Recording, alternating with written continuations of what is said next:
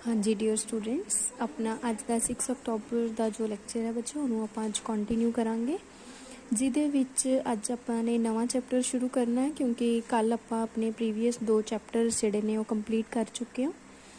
तो next chapter का जो नेम है वो अपने कोल हैगा फंक्शनस। ठीक है, तो सब तो पहला तो बच्चे तुसीं ये देखो कि फंक्शनस की हुंदे ने, है ना। फंक्शनस ਜਦੋਂ भी ਆਪਾਂ ਕਿਸੇ फंक्शन की गल करते हैं तो अपने माइंड ਦੇ ਵਿੱਚ ਇੱਕੋ ਹੀ ਦਮ ਆਉਣਾ ਚਾਹੀਦਾ ਹੈ ਕਿ ਆਪਾਂ ਨੇ ਦੋ ਸੈਟਸ ਦੇ ਵਿੱਚ ਆਪਸੀ ਰਿਲੇਸ਼ਨ ਦੀ ਗੱਲ ਕਰਨੀ ਹੈ ਕਿ ਇੱਕ ਸੈੱਟ ਤੋਂ ਲੈ ਕੇ ਦੂਜੇ ਸੈੱਟ ਤੱਕ। ਜਿਵੇਂ ਤੁਸੀਂ ਦੇਖੋ ਕਿ ਤੁਹਾਡੇ ਕੋਲੇ ਦੋ ਸੈੱਟਸ ਨੇ, ਇੱਕ एक्स सैट है एक वाई सैट है। ठीक है, ये कुछ एलीमेंट्स एक्स के विच ने ते कुछ एलीमेंट्स वाई के विच ने। एक ऐसा रिलेशन, एक ऐसा फंक्शन जिहड़े एक्स के एलीमेंट्स नूं यूनीकली मैप करे किसी भी वाई के एलीमेंट ते। मीनस आना चाहिए for all x belongs to x there exist unique y belongs to y. Means x के हर एक एलीमेंट के करस्पॉन्डिंग वाई का सिर्फ इको ही एलीमेंट एग्जिस्ट करना चाहिए। तो अपने को जोड़ा ये मैपिंग है इनू आप की कहांगे फंक्शन। ठीक है, इनू मैं एक होर वैसे बेसिक जी अपनी डेली लाइफ की एक एग्जाम्पल के नाल सैट कर सकती हाँ। जिवें तुसीं देखो किदां दा नैक्सट अपने को हैगा हुण डेफिनेशन तो बाद ये देखना है कि फंक्शन की डोमेन एंड कोडोमेन की हुंदी है। ਜਿਹੜੀ ਆਪਾਂ फंक्शन ਦੇ ਵਿੱਚ एक्स सैट ਲੈਂਦੇ ਆ ਉਹਦੇ ਵਿੱਚੋਂ ਜੋ ਵੀ ਵੈਲਿਊਜ਼ ਚੂਜ਼ ਕਰਦੇ ਆ ਉਹ ਡੋਮੇਨ ਦੇ ਵਿੱਚ ਆ ਜਾਂਦੀਆਂ ਨੇ। Means set x is called the domain and ਜੋ ਆਪਣੇ ਕੋਲੇ ਸੈਟ वाई आ ਜਾਂਦਾ that is the codomain of the function y. ठीक है जी, तो ये तुहाडे कोले रेंज अच्छा अपने कोले एक सैट हुंदा रेंज सैट या जिन्हों आपां इमेज सैट कहने आ। कई बार की हुंदा है कि जदों तुसीं एक्स ते वाई दे सैट्स लै लए है ना किसी भी फंक्शन दे विच, इहदे विच देखो जिवें हुण तुहाडे कोल 1 2 3 4 है, ये तो होगी तुहाडे कोले डोमेन ते जिहड़ा ये वाई सैट है कंप्लीटली ये होगी तुहाडे कोल कोडोमेन। बट एक सैट आ जांदा रेंज सैट ते कोडोमेन दे विच की फर्क है कि रेंज सैट दे विच आपां वाई दे सिर्फ वो एलीमेंट्स लैने हुंदे है जिन्हां दी कोई ना कोई एक्स दे विच प्री इमेज हुंदी है। जिवें तुसीं इहदे विच देखो कि ए बी ते सी ये तीन बिहेवियर जिहड़ा है वो कंडक्ट हो रहा है। ठीक है, वैसे जे आपां थोरैटिकली इहदी डेफिनेशन देखिए कि अगर तुसीं मान लो दो सैट कंसीडर करदे हो है ना, एक्स ते वाई दो सैट कंसीडर किते, तुसीं देखने ने कि ऐसा केड़ा रिलेशन है जिहड़ा एक सैट दे एलीमेंट्स नूं दूसरे सैट दे एलीमेंट्स तक लैके जा रहा है।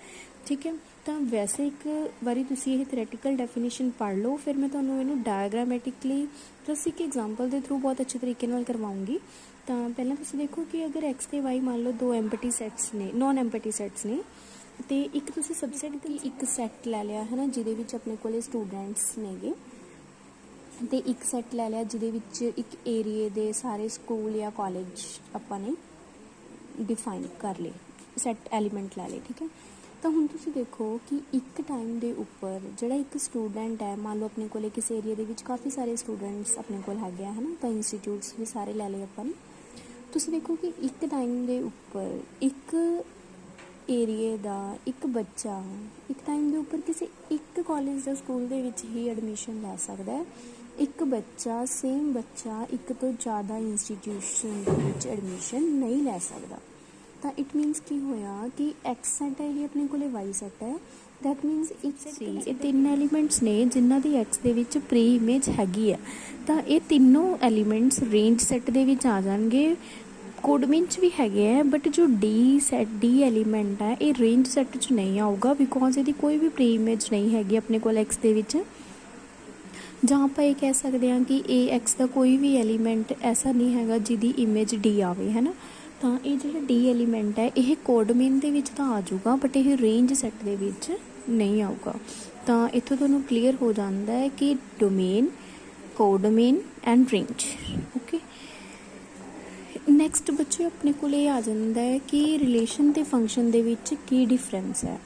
देखो जदों आपां किसी भी दो सैट्स दे विच रिलेशन क्रिएट करते सीगे तो आपां ये भी देख लैंदे सीगे कि एक्स दे एक एलीमेंट जिहड़ा हैगा ओह वाई दे एक तो ज़्यादा एलीमेंट्स ते मैप हो सकदा सीगा, या ये कह सकदे सी कि each element of the domain to more than one element of the range, है ना। किता एक्स क्रॉस वाई दा जिवें तुसीं रिलेशन डिफाइन करदे हो उवें तुसीं फंक्शन डिफाइन करना है।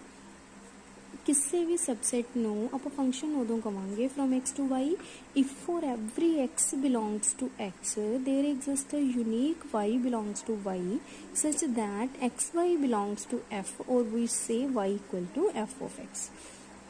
ਮੀਨਸ ਕੀ ਹੋਇਆ ਕਿ ਅਗਰ ਤੁਸੀਂ ਇੱਕ ਫੰਕਸ਼ਨ ਦੋ ਸੈੱਟ ਕੰਸੀਡਰ ਕਰਦੇ ਹੋ, ਇੱਕ x ਸੈੱਟ ਲੈ ਲਿਆ, ਇੱਕ y ਸੈੱਟ ਲੈ ਲਿਆ, ਠੀਕ ਹੈ। ਕੁਝ ਐਲੀਮੈਂਟ ਇਹਦੇ ਵਿੱਚ ਪਏ ਹੈ, ਕੁਝ ਐਲੀਮੈਂਟਸ ਇਹਦੇ ਵਿੱਚ ਪਏ ਹੈ। ਮੀਨਸ ਇੱਕ ਐਸਾ ਰਿਲੇਸ਼ਨ, ਇੱਕ ਐਸੀ x ਦੇ ਕਰਸਪੋਂਡਿੰਗ ਸਿਰਫ ਇੱਕ y ਹੀ ਐਗਜ਼ਿਸਟ ਕਰਨਾ ਚਾਹੀਦਾ ਹੈ। ਅਗਰ ਇੱਕ x ਦੇ ਕਰਸਪੋਂਡਿੰਗ ਦੋ y ਐਗਜ਼ਿਸਟ ਕਰ ਜਾਂਦੇ ਨੇ then that relation is not a function. ਤਾਂ ਫੰਕਸ਼ਨ ਦੀ ਬੇਸਿਕ ਕੰਡੀਸ਼ਨ ਪਹਿਲਾਂ ਇਹੀ ਹੈ। ਨੈਕਸਟ ਇਹ ਆ ਜਾਂਦਾ ਕਿ ਅੱਛਾ ਚਲੋ ਇੱਕ ਬੱਚੇ ਦੇ ਕਰਸਪੋਂਡਿੰਗ ਤਾਂ ਇੱਕ ਸਕੂਲ ਜਾਂ ਇੱਕ ਕਾਲਜ ਹੁੰਦਾ ਹੈ ਨਾ, ਬਟ ਆਪਣੇ ਕੋਲੇ ਇੱਕ ਸਕੂਲ ਜਾਂ ਇੱਕ ਕਾਲਜ ਦੇ ਵਿੱਚ ਤਾਂ ਦੇਖੋ ਕਿੰਨੇ ਸਾਰੇ ਬੱਚੇ ਆ ਸਕਦੇ ਆ। ਮੀਨਸ ਇਹ ਹੈ ਕਿ ਐਕਸ ਸੈੱਟ ਦੇ ਵਿੱਚੋਂ ਇੱਕ ਤੋਂ ਜ਼ਿਆਦਾ ਐਂਟਰੀਜ਼ ਸੇਮ ਇਮੇਜ ਕੈਰੀ ਕਰ ਸਕਦੀਆਂ ਨੇ, ਬਟ ਇੱਕ ਐਕਸ ਦੇ ਲਈ ਇੱਕ ਤੋਂ ਜ਼ਿਆਦਾ ਇਮੇਜਿਸ ਜਿਹੜੀਆਂ ਨੇ ਉਹ ਨਹੀਂ ਹੋ ਸਕਦੀਆਂ। ਤਾਂ ਇਹਨੂੰ ਐਗਜ਼ਾਮਪਲ ਨੂੰ ਬੱਚੇ ਆਪਣੇ ਮਾਈਂਡ ਦੇ ਵਿੱਚ ਬਿਠਾ ਲਿਓ, ਇਹੀ ਫੰਕਸ਼ਨ ਦੀ ਹੈ ਨਾ।